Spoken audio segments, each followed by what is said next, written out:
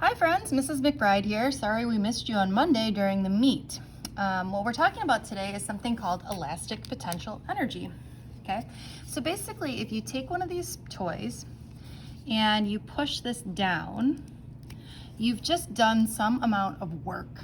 Okay, so that work is now energy that is stored in the spring. Okay, so when I release this, you missed it, but it popped up. Okay, so the idea is that when we take one of these toys and we do some sort of work, that work then stores energy in here, and that energy is then released as it pops up. Same thing for one of these type of toys. Did you have one of these when you were a kid? If you take this toy and flip it out, you've done some sort of work. Okay, so then when we release it, okay, it has some sort of energy.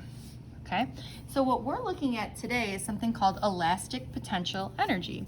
And this is the energy stored in a spring. Did I mention we were on page 6 of our note packet? Hopefully. Okay, so the energy stored in a spring. Now, since this is potential energy, the symbol is U.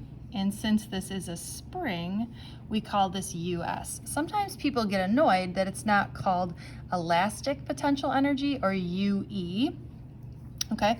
But I'm telling you that the S stands for spring and the U stands for potential energy. And this equation is given by US is equal to 1/2 kx squared, okay? Where K is the spring constant. And just a reminder that the spring constant is measured in newtons per meter, and x is the distance stretched or compressed.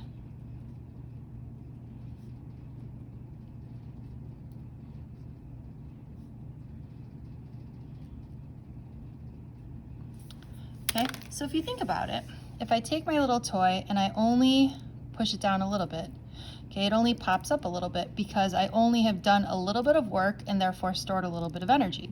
But if I press it down more, okay, it's gonna pop up more. Okay, so the more I stretch it or the more I compress it, okay, the more energy is stored, therefore the more work it's gonna do or the more fun your toy becomes. Okay, the units of energy are joules. All energy is measured in joules. All right. Let's talk about the work done by a spring. It turns out the definition of the work done by a spring is, the work done by a spring. And the equation for this, because we know that work is equal to energy, should look pretty similar. Because we know that work is equal to energy.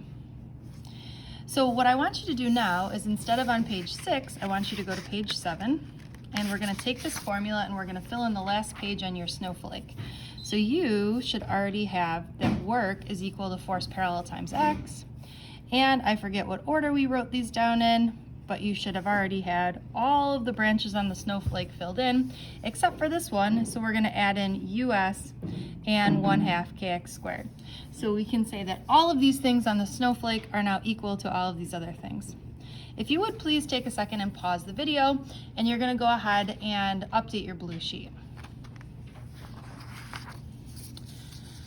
All right, once your blue sheet is updated, let's take a look at this sample problem. So this one says it takes 1,000 joules of work to compress a certain spring 0.1 meters. What is the force constant, or we're really looking for the spring constant of the spring? So we can use the equation that we just wrote down, that work is equal to 1/2 kx squared. And we know that the work is 1,000 joules. We're looking for K, and we know that our x is 0.1. So when I'm going to solve this, I'm first going to take the 1/2 and I'm going to multiply it by the 0.1 squared. Okay, so this is going to give me 0.005 on that side. So I get 1,000 is equal to 0.005 times K. So to solve for K, we're going to divide both sides by 0.005. or 1,000 divided by 0.005. Oh, this is a big number. All right, we're gonna get that the spring constant is 200,000 newtons per meter. It's a pretty tough spring. Certainly not a slinky. All right, keep going here. So this one says, a spring with a force constant of 250 newtons per meter is initially at its equilibrium length. How much work must you do to stretch the spring 0.5 meters? And then the second question is, how much work must you do to compress it 0.5 meters? Okay, so take a second and pause the video and work through this problem. When you're done, start it again and see how you did.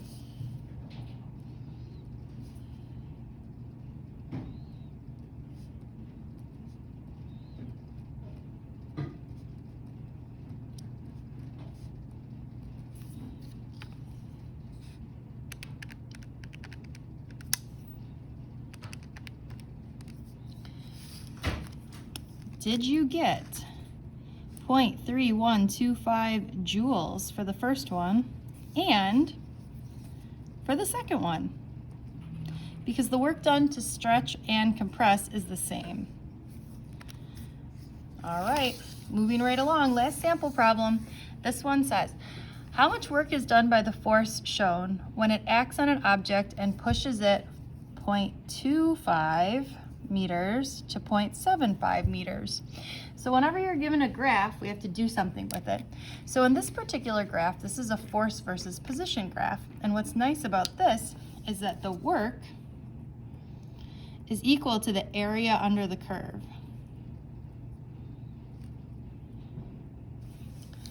Okay, so if we look, we really want to find this area and this area. We're going to add them together, or I'm going to say that we're taking the area of the first little square there plus the area of this little rectangle is going to give us the work done. And I know that work is equal to, work is equal to area, and area is equal to length times width. So if I take, they each have a width of 0.25. This guy has a height of 0.4. This guy has a height of 0.8. Let's calculate.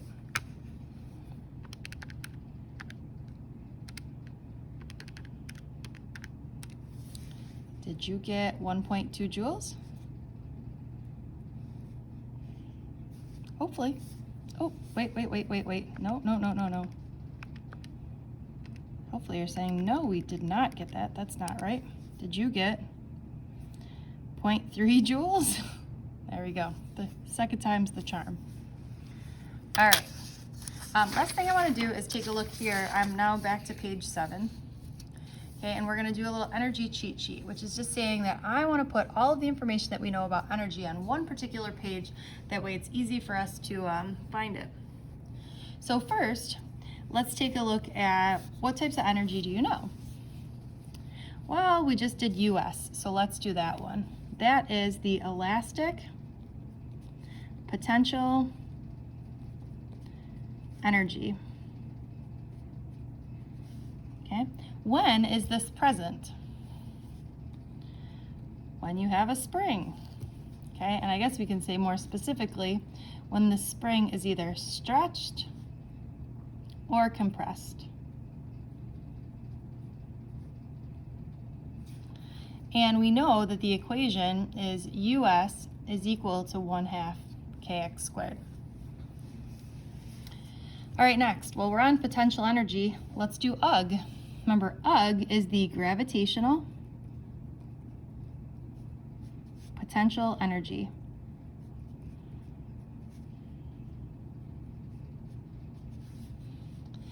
Okay, when do you have gravitational potential energy?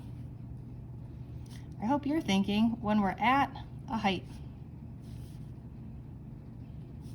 And we know that UG is equal to mg, mgh. All right, the last really one is the kinetic energy.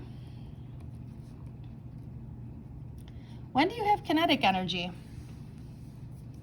Hopefully you're saying to yourself, when you're moving. And we know that kinetic energy is equal to 1/2 mv squared. Now the last one, this is Q, or internal energy. In the real world, not everything works out as perfectly as is in the physics world. So the internal energy is energy that's lost to heat, friction, sound, etc. So basically, we're going to talk about in our next class, what do we do in terms of finding the energy at different points. And unfortunately for us in the real world, there will be some energy lost due to heat, friction, sound, etc. And we're just going to calculate that. In the physics world, a lot of times there's no energy lost, so we don't have to worry about Q, but this is trying to make things more realistic. All right, I hope you enjoyed.